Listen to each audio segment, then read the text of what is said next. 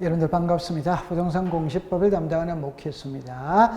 여러분들이 가지고 있는 교재 369페이지입니다. 지금 현재 우리가 배우고 있는 것은 등기 절차 총론을 배우고 있어요. 한마디로 표현하면은 등기가 어떤 순서와 절차에 의해서 이루어지느냐 이 말입니다. 그래서 여기에서 자, 신청, 접수, 심사, 실행, 완료 이렇게 나왔죠. 그죠? 그러면 누가 등기를 신청하느냐 일어날 때 자, 요 용어 있죠. 당사자가 신청한다, 관공서 촉탁을 한다, 등기관에 직권을 한다, 법원에 명령을 한다 이런 표현이 있죠.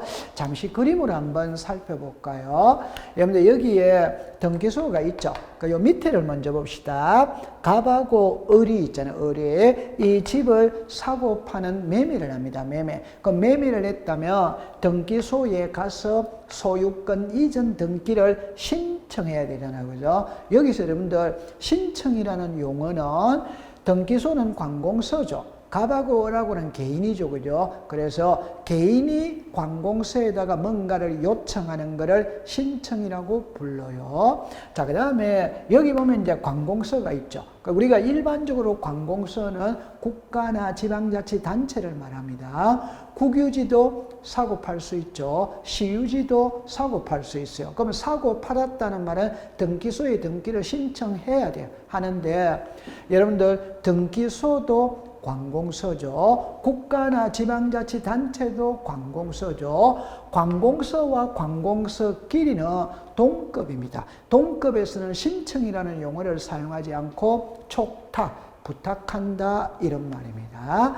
자, 그 다음에 여기에 법원이 있죠. 여러분들 등기소 정문에 가면은 문패가 있죠. 문패 뭐라고 써놨냐면 이렇게 써놨습니다. 서울 중앙 지방 법원 동작 등기소 이렇게 써놨어요. 그 말은 이 등기소는 법원 소속이다 이 말. 그럼 법원이 상급기관이고 등기소는 하급기관입니다. 따라서 상급기관에서 하급기관으로 내려오죠. 내려오는 이걸 명령이라고 불러요. 명령. 자, 그 다음에 등기소에 가면 공무원이 있죠. 공무원. 공무원이 알아서 해주는 겁니다. 알아서 해주는 거. 그게 직권입니다. 여러분들 공무원이 알아서 해준다는 말을 쉬운 예를 들어보라면 인천시가 인천광역시로 이름이 달라졌죠. 그러면 등기부 다 고쳐야 됩니다. 주민등록 등본 다 고쳐야 됩니다. 이런 것들은 소유자가 신청하는 게 아니죠. 관공서 공무원이 알아서 다 고쳐주죠. 그게 직권입니다. 그죠? 그럼 여기서 용어 정의를 할 때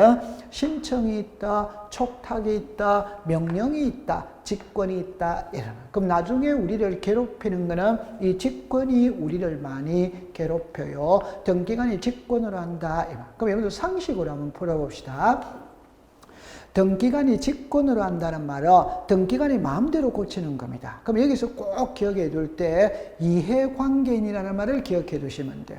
여러분들 등기관이 직권으로 한다는 말은 공무원이 마음대로 고치는 거죠. 마음대로 고칠 때 그 내용을 고침으로 인해서 수정을 함으로 인해서 불이익 보는 자, 즉 이해관계인이 있다면 직권을 할 수 있냐 없냐 그런 문제가 나올 거예요. 상식적으로 해결이 되죠. 불이익을 보는 자가 있다면 직권을 할 수는 없겠죠. 그 말을 역으로 말하면 불이익 보는 자가 없다면 이해관계인이 없다면 직권을 할 수 있습니다. 그 다음에 공무원이 마음대로 고친다는 것은 말 그대로 마음대로 이 말이 아니고 법률에 근거가 있어야 되겠죠. 그죠? 법률에 근거가 있어야 고치는 것이지 오늘 기분 좋다 그래서 고치고 오늘 기분 나쁘다 이래서 안 고치고 그런 거는 있을 수 없습니다. 다 법에 근거가 있는 겁니다.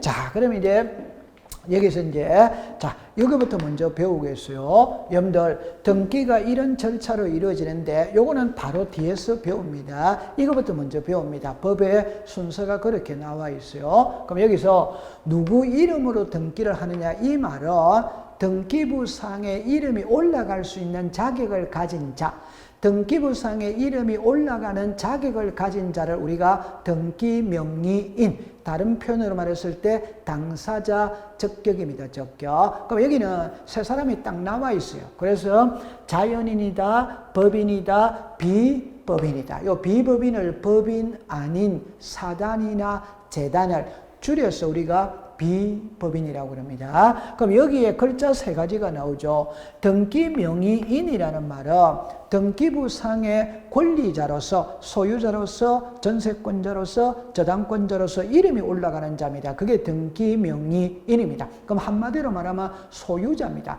권리자입니다. 권리자. 그 다음에 이제 의무자와 권리자입니다. 그럼 이걸 시험에 낼 때는 어떻게 내냐면은 다음 중 등기 명의인의 적격, 등기 신청의 적격을 가진 자, 못 가진 자 이걸 구별하는 게 시험 문제.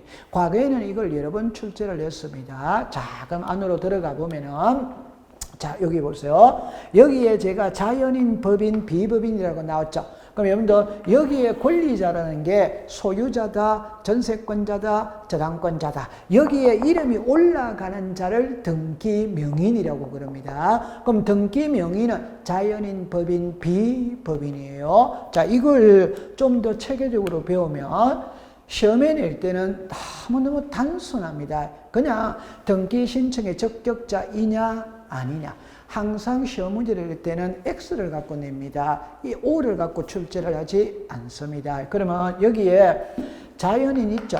여러분들 외국 사람도 자연인입니다. 자연인은 다 됩니다. 그러니까 문제될 게 없어요. 여러분들 자연인이 다 된다는 말은 태어난 지 일주일밖에 안 됐어요. 그래도 그 애 이름으로 등기가 됩니다. 자, 법인은 다 됩니다. 다 되니까 문제될 게 없어요. 그러니까 영리법인이든 비영리법인이든 국내법인이든 해외법인이든 사단법인이든 재단법인이든 공법인이든 사법인이든 다 되기 때문에 이런 거는 시험하고 아무 관계가 없어요. 다 되니까. 자, 그 다음에 법인 아닌 사단, 재단 이렇게 나왔죠. 그래서 법인의 설립 요건을 못 갖춘 단체죠. 예를 들어라 종중 있죠. 종중. 여러분들 옛날에는 있잖아요. 종중의 재산은 종갓집, 종손 이름으로 등기를 하잖아요. 근데 이 종갓집, 종손이 사업한다고 재산을 다 팔아 먹는 거예요. 그러니까 종친의 이름으로 등기를 하게 되죠. 그게 종친회가 법인 아닌 사단을 결성해서 등기를 하는 겁니다. 그래서 종중이 있고, 여러분들 우리가 동창회가 있다, 장학회가 있다, 교회가 있다, 사찰이 있다 이런 게 나오잖아요. 이런 게 법인 아닌 사단, 재단입니다. 우리가 시험에 주로 다루는 거는 종중입니다. 종중. 그래서 어성김시 종친회, 아니면 전주이시 종친회, 동창회, 장학회 이렇게 생각하면 돼요. 그럼 시험에 나올 때는 종중이다, 동창회다, 장학회다 이렇게 쓰는 게 아니고 법인 아닌 사단, 재단 이렇게 쓰는 겁니다. 그럼 여기까지 해놓고 난 다음에 이제 이쪽으로 와보세요. X입니다. X. 여러분들 이거는 쉽죠, 그죠? 태아는 어머니 뱃속에 있는 애가 태아입니다, 그죠? 그럼 여러분들 말 그대로 태아잖아요. 태아는 자연인이 아닙니다. 자연인은 태어나야 자연인입니다. 어머니 뱃속에 있는 애는 등기할 수 없어요. 자, 여러분들 학교죠. 너무 쉽잖아요. 여러분들 학교는 하나의 시설물이죠, 그죠? 학교 이름으로는 안 됩니다. 그럼 어떻게 해야 되는데? 공립학교는 국가 명의로 등기를 합니다. 공립학교는 지방자치단체 명의로 등기를 합니다. 사립학교는 재단 이름으로 등기를 합니다. 그럼 쉬운 표현으로 말하면 연세대학교 명의로는 등기할 수 없어요. 연세대학교 세브란스 재단 명의로 등기를 한다. 그러면 됩니다. 자, 여기서 이제 중요한 거는, 여기 아니고요. 4번이 중요한데, 요 3번을 먼저 보고 할게요. 읍면동리는 있죠. 지방자치단체가 아니죠. 그죠? 그러니까 읍면동리 이름으로는 등기를 안 해줘요. 그 말은 국가 명의로 등기됩니다. 지방자치단체 명의로 등기가 됩니다. 읍면동리는 지방자치단체가 아니기 때문에 등기를 할 수 없어. 다른 표현으로 말하면 국가는 국세, 세금을 거둬들이잖아요. 지방자치단체는 지방세, 세금을 거둬들이죠. 세금을 거둬들인다는 말은 세 수입이 있는 거예요. 돈이 들어오는 거잖아요. 그걸 은행에 저금해 둘 거냐, 판교에 땅 사둘 거냐, 땅을 사둬야 될 거 아니에요. 그래서 국유지가 많은 거예요. 시유지가 많은 거예요. 읍면동리는 지방자치단체가 아니기 때문에 안 돼요. 그럼 나중에 가면 예외 하나가 있는데 그게 여러분들이 시골에 가면은 마을회관이라는 게 있죠. 마을회관.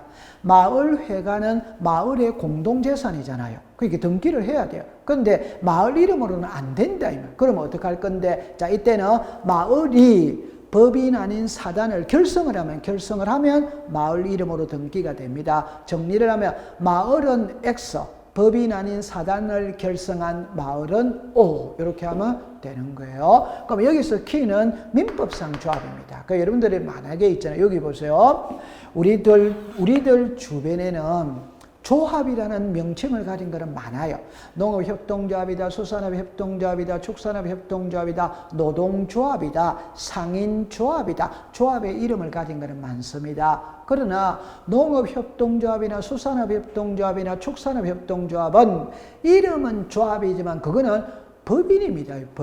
법인이니까 당연히 이거는 등기가 됩니다. 그러나 이 민법상 조합은 등기를 할 수 없어요. 예를 들어서 노량진 수산시장 상인들이 상인조합을 결성을 했습니다. 그래가 조합원이 100명입니다. 한 달에 회비를 5만 원씩 거두기로 했어요. 이걸 몇 년 거두니까 1억이 되고 10억이 되었어요. 그러면 그 10억을 은행에 저금해 둘 거냐, 땅 사둘 거냐, 땅 사둬야 돼요. 그러면 등기를 해야 되겠죠. 이때 민법상 조합 명의를 안 해준다 이 말. 그럼 어떡할 건데? 만약에 조합원이 있잖아요. 100명이라면 100명 공동 명의로 등기를 해야지. 조합 명의로는 등기를 해주지 않습니다. 자, 다른 각도로서 해볼게요. 제가 사천 목감이다. 이걸 우리가 본관이라고 그러죠. 그러면 만약에 나는 사천목시 싫다, 김해 김씨 할란다, 전주 이씨 할란다. 이게 가입과 탈퇴가 자유이냐 아니냐 이 말입니다. 그럼 자유가 아니죠. 만약에 제가 서울대학교를 만약입니다. 서울대학교를 졸업했다. 난 서울대학교 졸업한 거 싫다. 하버드대학 졸업한 걸로 할란다. 이런 거는 안 되잖아요. 그 말은 가입과 탈퇴가 불가능한 겁니다. 그러나 노량진 수산시장 상인들이 상인조합을 결성을 했어요. 이건 가입과 탈퇴가 자유이냐 자유 아니냐? 자유잖아요. 내가 그 단체에 실험은 안 하면 돼요. 가입했다가 실험은 포기하면 되는 겁니다. 그 말은 민법상 조합은 가입과 탈퇴가 자유이기 때문에 단체의 성격이 강하냐 개인의 성격이 강하냐 개인의 성격이 강합니다. 따라서 단체 명의로는 등기해주지 않습니다. 전원 명의로 등기해주면 전원 명의 이게 합의로 한다. 여러분 나중에 민법을 배우면 공동 소유가면 공유가 있고 합유가 있고 총유가 있죠. 그죠? 이때 전원 명의는 합의로 등기합니다. 합의로. 그러면 결론은 이렇게만 딱 외우세요. 민법상 조합 명의로는 X. 그러면 어떻게 해야 되는데 조합은 전원 명의로 등기를 하면 된다. 여기서는 요 4번만 기억해 두면 됩니다. 자, 그 다음에 이제 여러분들 여기서 이제 자 조금 이제 본론으로 들어가는 겁니다. 자, 지금부터 이제 복잡한 게 하나하나 들어가는 겁니다. 자, 그럼 처음에 여기서 누가 등기를 신청하느냐 이래놨어요. 그럼 여기서 보면은 당사자가 있고 제3자가 있죠. 그럼 앞으로 수업을 할 때 요 당사자라는 말이 나오죠. 그죠? 그럼 여기서 당사자는 가장 대표적인 거는 공동신청이 있고 단독신청이 있습니다. 그럼 여러분들 공동이라는 말은 의무자가 있고 권리자가 있죠. 그래서 의무자, 권리자가 함께 등기를 신청하는 것은 공동신청이에요. 둘 중에 혼자가 등기하는 것은 단독입니다. 단독. 여기서 혼자라는 것은 주로 권리자를 이야기합니다. 그 말은 권리자, 의무자가 함께하면 공동, 권리자 혼자면 단독입니다. 단독. 여러분들 우리가 이렇게 한번 생각을 해볼게요. 왜 공동신청하느냐? 그는 법률용어로 말하면 등기의 진정성을 보장하기 위해서 공동신청한다 이랍니다. 그러면 등기의 진정성이 뭐냐? 그게 사기를 방지하기 위해서, 위조를 방지하기 위해서 공동신청하는 거예요. 그러면 역으로 말하면 사기가 예방된다면, 믿을 수 있다면 공동으로 할 필요가 없죠. 단독으로 신청해도 되는 겁니다. 자, 그러면 여기서 이제 우리가 알아야 될 거는 각각의 등기마다 의무자 권리자를 찾아내어야 돼요. 이게 시험 문제입니다. 그래서 30회 때도 여기서 출제를 했고 31회 때도 여기서 출제를 했어요. 각각의 등기마다 의무자 권리를 찾아내요. 그러면 이제 제가 가볍게 이야기해 볼 때 이래 볼게요. 단독 신청과 공동 신청을 구별하는 방법은 없냐? 있습니다. 그게 뭐냐?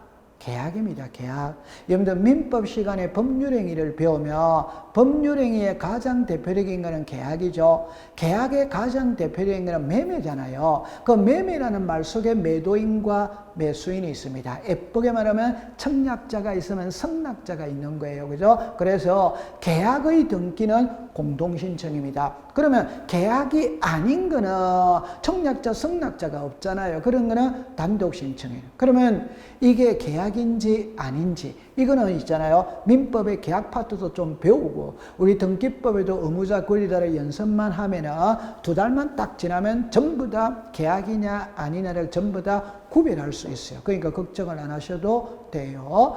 그 다음에 제3자는 있잖아요. 우리도 여기서 시험 문제를 냈어요. 우리가 말 그대로 당사자를 제외한 게 제3자입니다. 그럼 예를 들어라 대리인이 등기를 신청할 수도 있고 채권자가 대위를 등기를 신청할 수도 있고 포괄 승계인이 등기를 대신해 줄 수도 있어요. 이거를 배우러 들어가 볼게요. 자, 그럼 이렇게 가보겠습니다. 자, 여기라 보세요.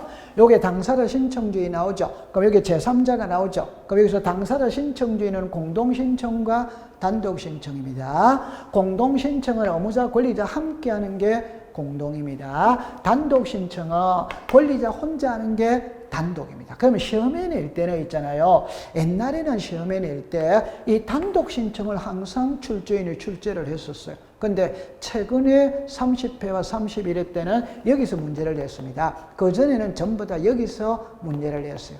그럼 이 단독 신청의 종류에는 100개나 됩니다. 그러면 너무 많죠? 그런데 법에 예시를 드러난 건 여기에 있는 6개가 됐어요. 그러면 시험에 출제인이 출제를 할 때도 이 6개를 위주로 공부를 하는 겁니다. 그러면 여러분들 여기 보면은 소유권 보존이 있다, 상속이 있다, 판결이 있다, 부동산 표시 변경 경정, 등기 명인의 표시 변경 경정, 신탁 등기 이렇게 나오잖아요. 그러면 요 6개를 외워두는 게 좋아요. 외워두는 게. 여러분 여기서 잠깐만 한번 설명을 해볼게요. 자, 보세요.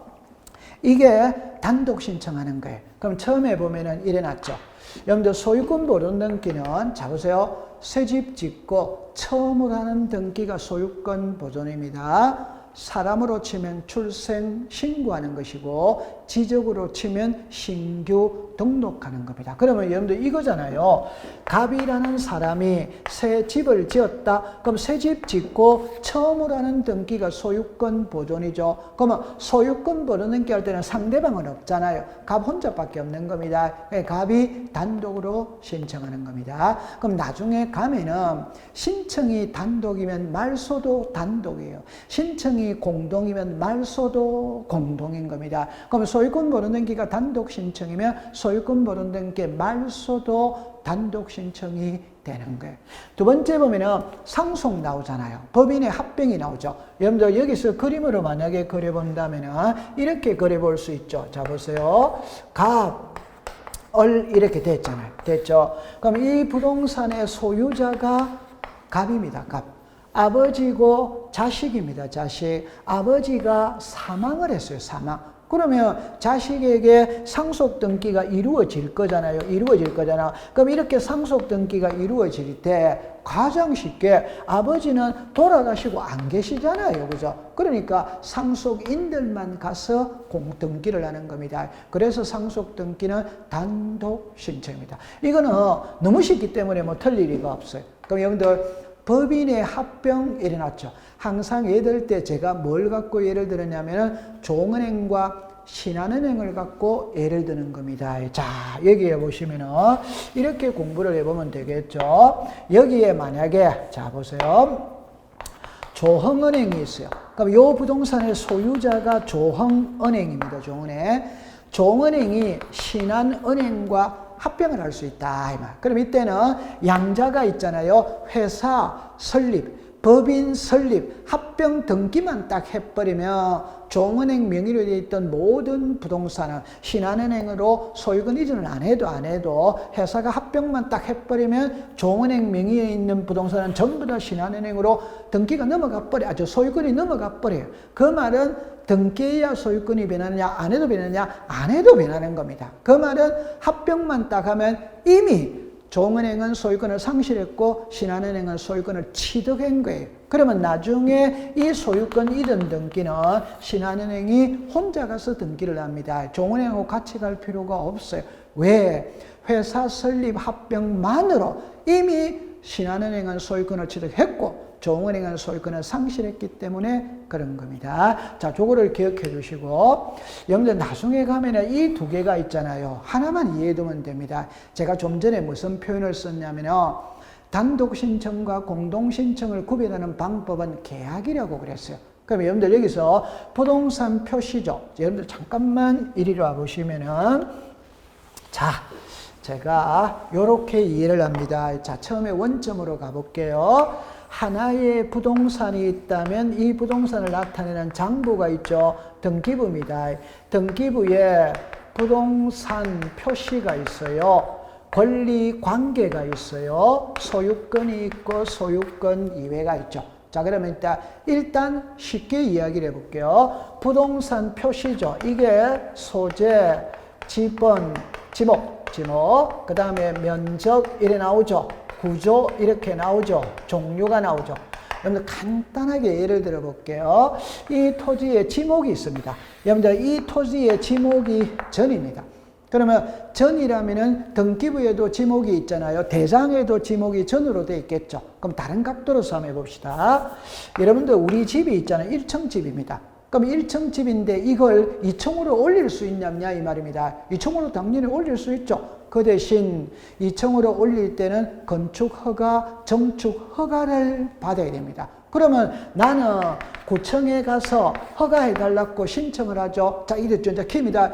구청하고 나하고는 계약의 관계 있냐, 허가의 관계 있냐 이 말입니다. 여러분들 계약은 수평 관계에 있습니다. 수평. 그러면 매도인, 매수인, 청약자, 성약자 수평 관계에 있어요. 그러나 개인하고 관공서는 수평 관계가 아닙니다. 수직의 관계에 있습니다. 상하 관계가 성립이 되는 거예요. 그러면 여러분들 내가 집이 1층인데 2층으로 올려달라고 구청에 가서 허가를 신청하죠. 그러면 허가를 해주고 안 해주고는 구청의 역할이잖아요. 그죠? 이때는 계약의 관계가 아닙니다. 허가의 관계입니다. 허가. 결론은 표제부는 계약은 하나도 없어요. 표제부는 그럼 만약에 지목이 전이죠. 그럼 이걸 대로 지목 변경하죠. 그럼 구청하고 나하고는 계약의 관계가 아닙니다. 허가의 관계입니다. 따라서 표제부는 계약은 하나도 없습니다. 그럼 계약은 하나도 없다? 그럼 단독 신청한다. 이 말. 그러면 여기서 제가 답을 딱 해두면 이 말입니다. 표제부는 계약은 하나도 없습니다. 을구 있죠. 여러분들 소유권 이외죠. 소유권 이외는 전세와 저당과 임대차입니다. 전부 다 계약입니다. 전부 다 계약. 이는 전부 다 계약. 표제부는 계약은 하나도 없어요. 을구는 전부 다 계약입니다. 그러나 갑구 있죠. 요 소유권이 있죠. 이거는 세모예요. 그럼 세모라는 말은 계약인 것도 있고 아닌 것도 있어요. 여러분들 보세요. 매매, 교환, 정려는 계약이잖아요. 그럼 그건 공동신청이에요. 그러나 상속이다, 토지 수용이다 이런 거는 계약이 아니잖아요. 그러면 그거는 단독 신청한다. 이 말. 그래서 요거는 내공이 조금만 쌓이면은 엄청 쉬운 거예요. 자, 그 다음에 여러분 여기에 등기 명인의 표시라는 말이 나오죠. 제가 지난번에 앞 시간에 우리는 자 앞주에 이거를 배웠죠. 그죠? 자, 글자를 보세요. 여기 보세요. 등기 명의인입니다. 여러분 등기 명의인은 자연인, 법인, 비법인. 요게 등기 명의인입니다. 그럼 여기서 등기 명의인의 표시가 있죠. 표시. 표시는 이 사람들의 이거예요. 성명, 주소, 주민등록번호. 자, 잘해야 돼요. 등기 명의인은 자연인, 법인, 비법인. 등기 명의인의 표시는 자연인, 법인, 비법인의 성명, 주소, 주민등록번호. 물론 여러분들 자연인은 성명이라고 부르죠. 법인이나 비법인은 성명이라고 부르지 않죠. 명칭이라고 부르지, 명칭. 자연인은 주소라고 부르죠. 법인이나 비법인은 주소라고 부르는 게 아니죠. 소재지라고 부르죠, 소재지. 자, 여러분들 주민등록번호 있죠. 이 주민등록번호는 한국 사람은 주민등록번호가 있죠. 나머지 사람은 주민등록번호가 없어요. 외국인은 주민등록번호 없죠. 법인은 주민등록번호 없어요. 비법인도 주민등록번호 없어요. 그러면 외국인이나 법인이나 비법인이 등기 명인이 되었을 때 주민등록번호를 써야 되는데 주민등록번호가 없으니까 주민등록번호에 대신할 수 있는 번호를 줍니다. 그걸 우리가 부동산 등기용 등록번호. 그럼 나중에 공부를 하다가 부동산 등기용 등록번호라는 표현이 나오면 저거는 사람으로 치면 주민등록번호이구나, 그렇게 생각하면 됩니다. 그러면 여러분들 이 세 개가 변할 수 있냐 없냐 이 말입니다. 그건 너무 쉬운 거잖아요. 변할 수 있잖아요. 그럼 가장 쉬운 게 성명이죠. 이름이 변했다는 게 개명이잖아요, 개명. 그럼 여러분들 개명을 하면 법원에 가서 판결서를 받아야 됩니다. 이름 바꿀 수 있잖아요. 옛날에는 개명을 하는 거를 그렇게 흔치 않았어요. 요즘에는 아주 흔하게 이루어지죠, 그죠? 그러면 법원에 가서 개명을 신청하죠. 이때 법원하고 나하고는 계약의 관계가 아닙니다. 허가의 관계입니다. 허가. 그러니까 계약이 아닙니다. 단독입니다. 그 다음에 여러분들 보세요. 이사 갔다고 해서 불이익 보는 자 없습니다. 주민등록번호 달라지는 경우는 거의 없죠. 물론 옛날에 모 시가 주민등록번호가 달라진 경우는 있어요. 그런데 그거는 잘 없죠, 그죠? 이사 가는 겁니다. 그런 거는 이해관계는 없어요. 그러니까 이런 거는 계약이 아닙니다. 그러니까 이거는 단독 신청하는 거예요. 자, 그 다음에 이거는 성소라는 말 나와 있죠. 그럼 쉽게 표현해 보면은 판결서 들고 들어갑니다. 판결서. 여러분들 우리가 이거잖아요, 그죠? 아주 쉬운 거죠, 그죠? 예를 들어 보면은 이렇게 얘기를 해볼 수 있죠. 갑하고 을하고. 자, 보세요. 이 부동산의 소유자가 갑입니다. 그러면 갑하고 을하고 매매합니다. 그럼 이쪽이 매도인입니다. 매도인을 우리가 등기 의무자라고 부르죠. 매수인 있죠. 등기 권리자입니다. 그러면 매도인과 매수인, 의무자와 권리자가 등기소에 같이 가서 소유권 이전 등기 신청하면 아무 문제 없어요. 그래서 매도인과 매수인, 의무자와 권리자가 같이 가죠. 이게 공동신청이다. 그런데 갑이 매매 대금을 딱 받고 등기를 안 넘겨주는 거예요. 을의 입장에서 볼 때는 매매 대금 줬는데 갑이 소유권 이전 등기를 안 해주는 거라. 안 해주니까 을이 빨리 소유권 이전 등기 해달라. 그래도 안 해줍니다. 그러면 을이 야구방망이 들고 갑의 집에 쳐들어가죠. 쳐들어가서 너 빨리 등기 안 넘겨? 이렇게 해가지고 할 수는 있어요. 근데 그거 큰일 납니다. 그러면 협박죄가 성립될 수 있고 주거침입죄가 성립될 수 있어요. 그럴 때는 을은 그냥 법원에 가면 됩니다. 법원에. 갑하고 을하고 매매를 했다면 매매 계약서를 가지고 있어요. 그 계약서 속에는 계약금, 중도금, 잔금이 넘어가는 날짜가 나옵니다. 계약금, 중도금, 잔금을 주고 받았다면 영수증을 주고 받은 거예요. 그거를 가지고 을이 법원에다가 소송을 걸면 됩니다. 소송. 그러면 이제 을이 소송에서 이겼어요. 이걸 호칭으로 말하면 성소한 등기 권리자가 판결서를 가지고 을이 판결서를 가지고 있죠. 이때는 갑하고 같이 갈 필요가 없죠. 을이 혼자 가도 되는 거예요. 그래서 항상 공부할 때 판결서를 가지고 가면 단독 신청할 수 있다. 그렇게 기억하면 됩니다. 그 다음에 여기서 이제 이 지문은 어려운 거예요. 우리가 1교시 때 여러분들 잠깐 배웠는데 신탁재산에 속하는 부동산의 신탁등기 이렇게 나오죠. 요 호칭을 기억해 두세요. 신탁재산에 속하는 부동산의 신탁등기는 단독 신청한다. 잠깐만 한번 살펴보면은 자, 여러분들 이렇게 되어 있죠. 자, 앞 시간에 우리가 잠깐 봤는데 이렇게 보시죠. 2번은 없다고 치세요. 2번은. 자, 이 부동산의 소유자가 갑입니다. 그러니까 갑이 을에게 재산을 맡기면서 그에 따르는 수익금은 병에게 줘라. 요때 하는 등기가 신탁 등기입니다. 자, 그러면 갑이 을에게 재산을 맡긴다는 게 소유권 이전입니다. 그럼 여기서 갑에게서 을로 소유권이 이전됐죠. 이전되면서 이 아래에 맡겨둔다는 표시를 하는 거예요. 요게 신탁 등기입니다. 자, 여기서 이제 중요한 거는 갑이 을에게 재산을 맡기죠. 이게 소유권 이전입니다. 하면서 신탁 등기도 한다 이 말입니다. 신탁 등기를 한다. 자, 그럼 여기서 이 소유권 이전은 갑하고 을하고 공동 신청합니다. 그러나 요 신탁 등기는 수탁자가 단독으로 신청하는 거예요. 그러면 여러분들이 상식적에서 보면 이제 나중에 가면 이런 표현이 나옵니다. 신탁자산에 속하는 부동산의 신탁 등기는 수탁자가 단독 신청한다. 수탁자가 단독 신청하지 않으면 위탁자, 수익자가 대위 신청할 수 있다. 이런 문구가 신탁 등기에서 나와요. 여러분들 을은 있잖아요. 봐보세요. 이 부동산을 맡아 관리하는 부동산이죠. 그러면 만약에 요것만 없다면 을은 소유자입니다.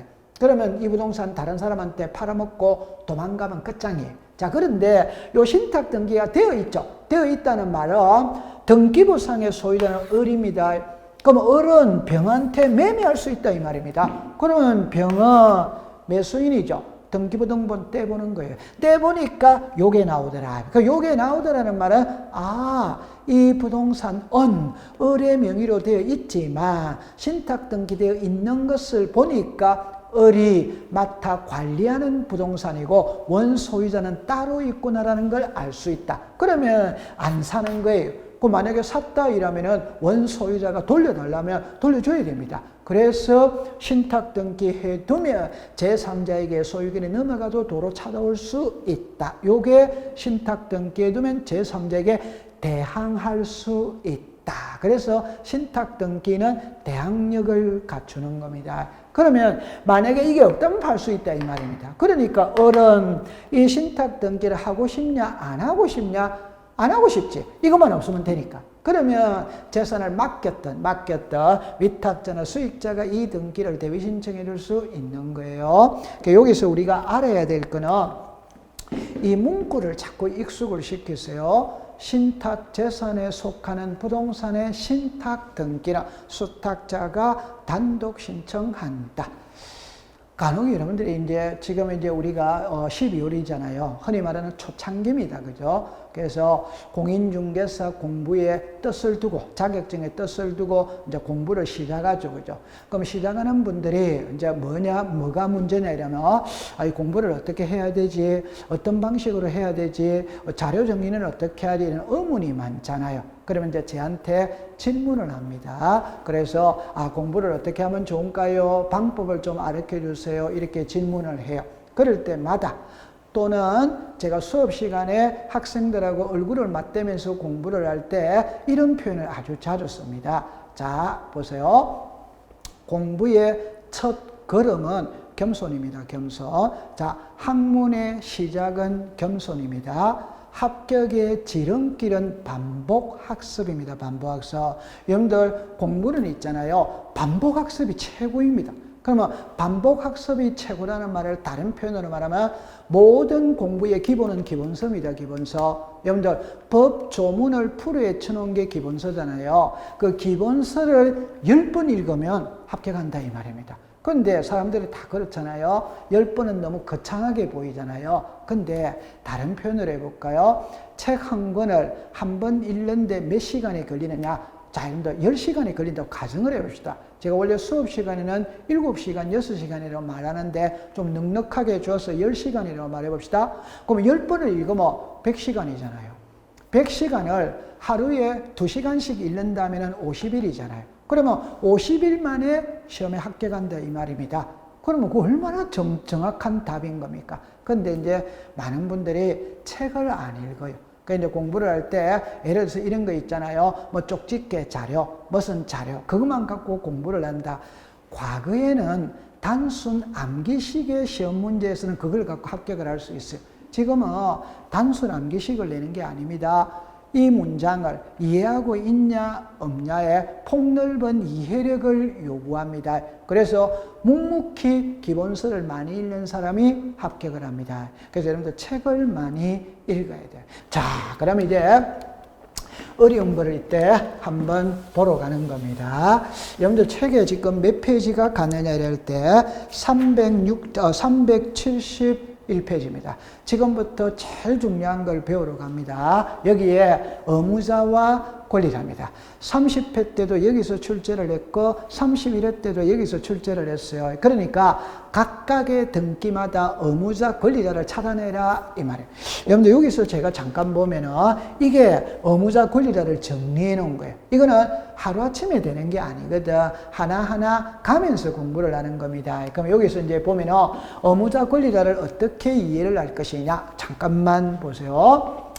이 실체법은 민법을 말하는 겁니다. 절차법은 등기법을 말하는 겁니다. 그 말은 민법상의 의무자가 누구냐, 등기법상의 의무자가 누구냐 이 말이에요. 자, 그럼 여기에서 권리자죠. 민법상의 권리자가 누구냐, 등기법상의 권리자가 누구냐 이런 말. 그래서 민법상의 의무자는 일어났죠. 등기 협력 의무를 지는 자. 권리자는 등기 청구권을 행사하는 자. 이거는 크게 중요한 거 아니에요. 왜? 우리는 민법을 배우는 게 아니고 등기법을 배우잖아요. 그죠? 그러면 절차법입니다. 의무자는 권리가 소멸입니다. 등기를 함으로써 권리가 소멸하는 쪽을 의무자, 등기를 함으로써 권리가 발생하는 자를 권리자라고 공부를 하는 거예요. 자, 요거를 잠깐 여러분들이 보시면은, 자, 이 그림을 잠깐 한번 볼게요.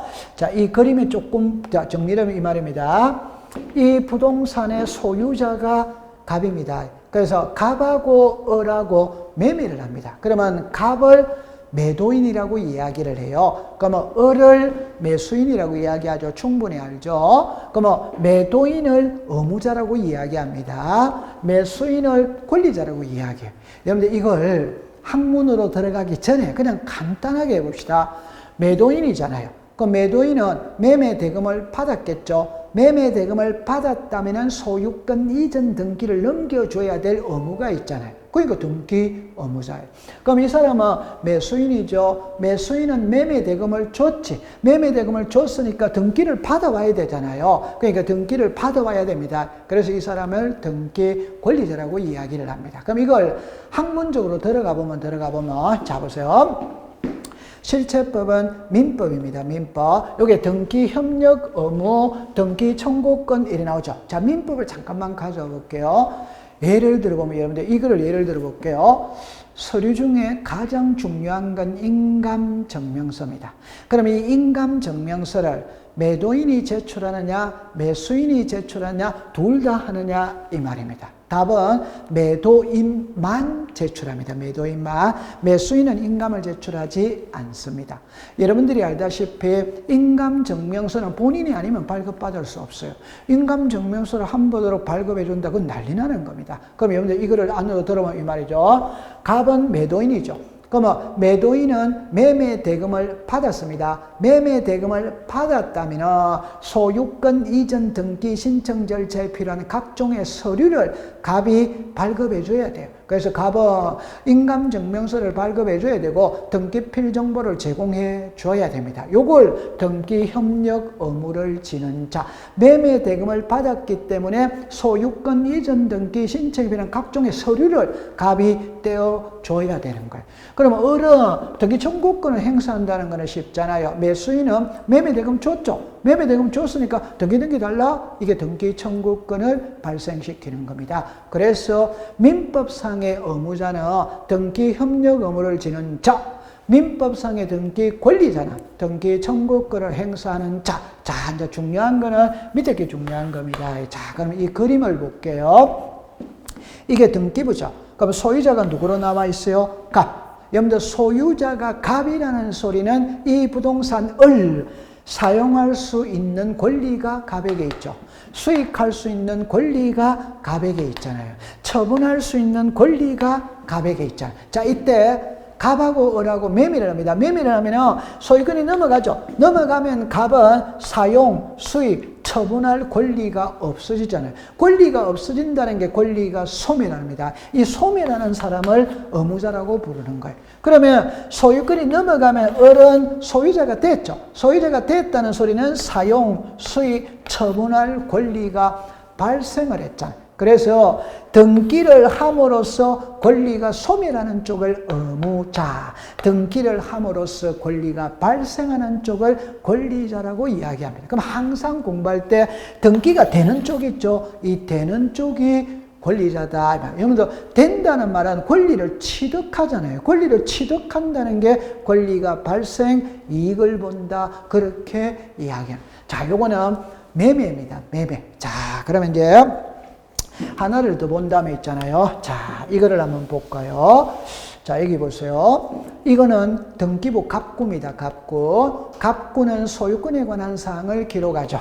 이거는 을구입니다. 소유권 이외의 권리에 관한 사항을 기록을 합니다. 그러면 이 부동산의 소유자가 지금 갑입니다. 갑. 여기 소유자가 누굽니까? 갑이에요. 소유자가 갑이라는 소리는 이 부동산을 사용, 수익, 처분할 권리를 누가 갖고 있냐? 갑이 갖고 있다. 그런데 갑이 이 집을 을에게 전세 줄 수 있냐면요? 이 말입니다. 얼마든지 전세 줄 수 있죠.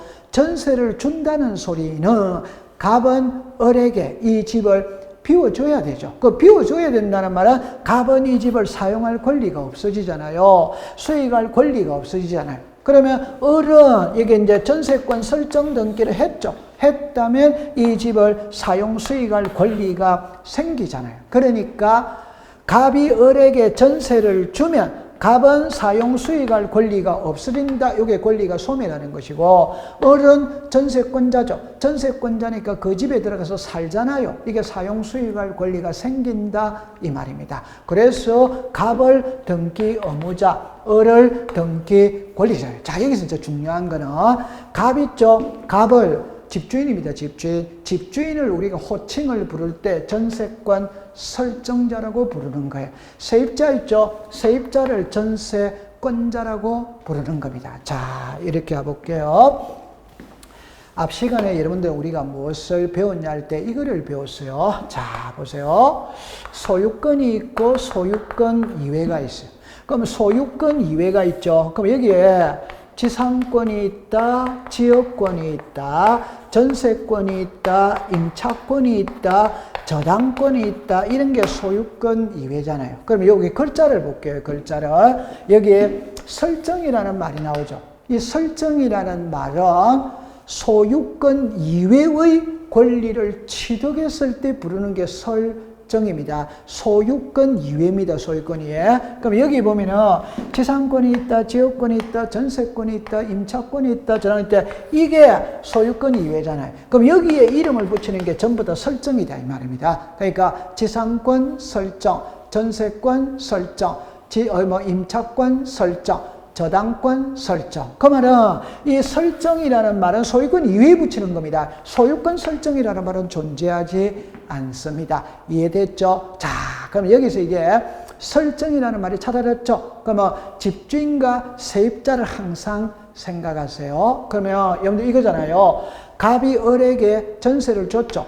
그럼 갑이 을에게 전세를 줬다면 이 집을 사용 수익할 권리가 누구한테 있냐? 을에게 있잖아요. 그걸 우리가 전세권자라고 이야기를 하죠. 그러면 집주인 있죠. 집주인. 집주인을 전세권 설정자라고 이야기를 하는 겁니다. 그럼 여러분들 만약에 이렇게 보세요.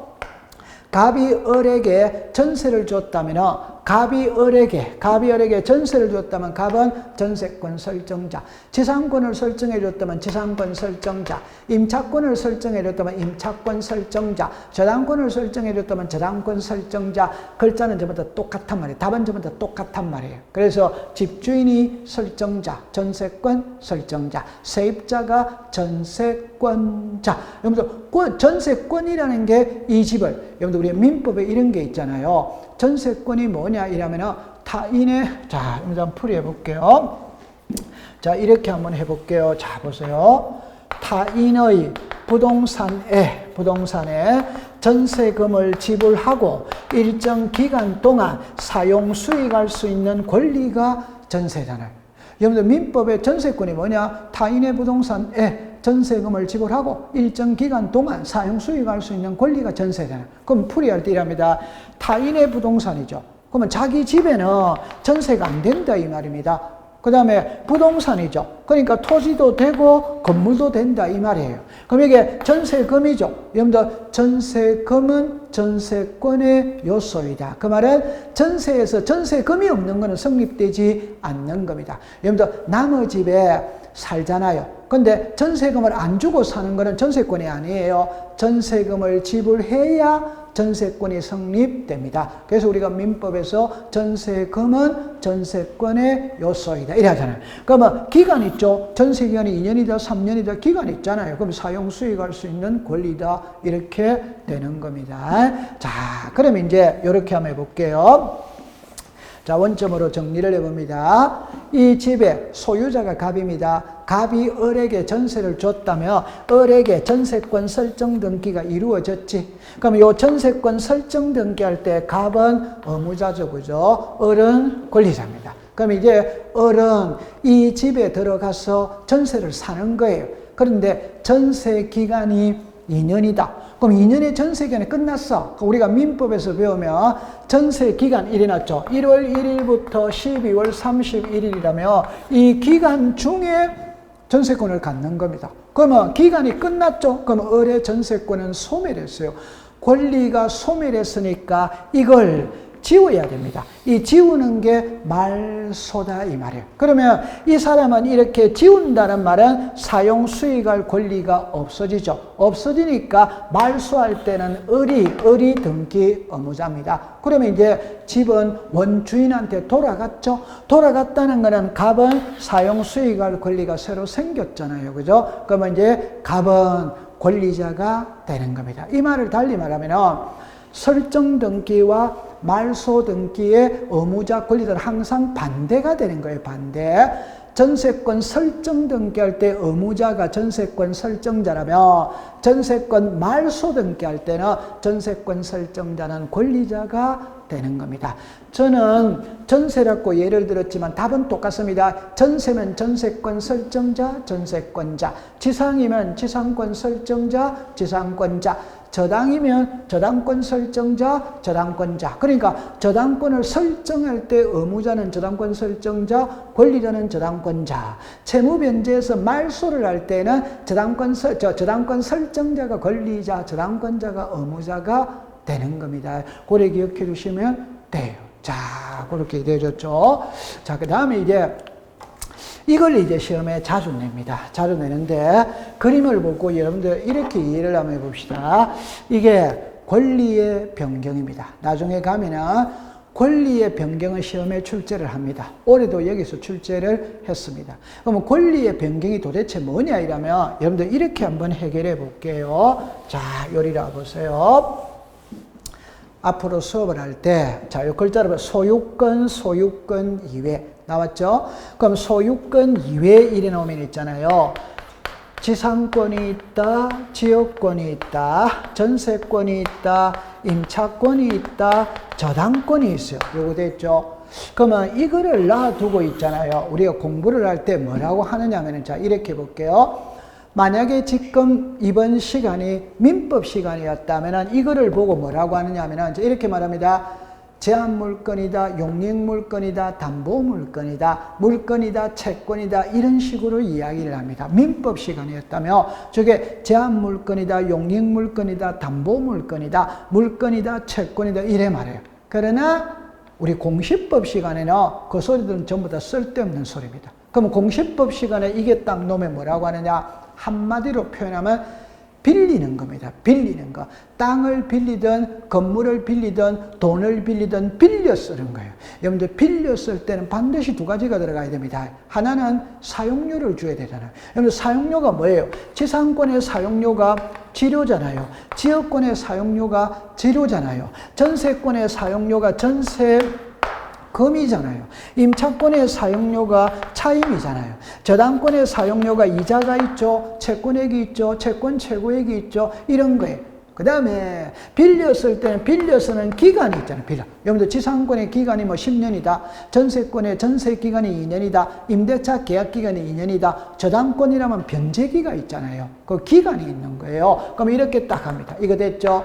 자, 그러면 이걸 변할 수 있다. 이걸 변하는 걸 권리의 변경등기라고 이야기를 합니다. 그럼 여러분들 앞으로 수업할 때 이거를 있잖아요. 이 그림은 모르는 사람 아무도 없어요. 그럼 저는 항상 예를 들 때 전세를 갖고 예를 듭니다. 그 말은 전세를 갖고 예를 들든 지료를 갖고 예를 들든 차임을 갖고 예를 들든 채권액을 갖고 예를 들든 답은 똑같단 말이에요. 똑같단 말이에요. 이해되겠죠? 자, 그러면 전세 있죠? 이 전세금이 오르락내리락 그릴 수 있잖아요. 전세 기간이 오르락내리락 그릴 수 있잖아요. 이걸 권리의 변경이라고 하는 거예요. 이걸 있죠? 변하는 게 권리의 변경입니다. 권리의 변경. 그럼 이리 오세요.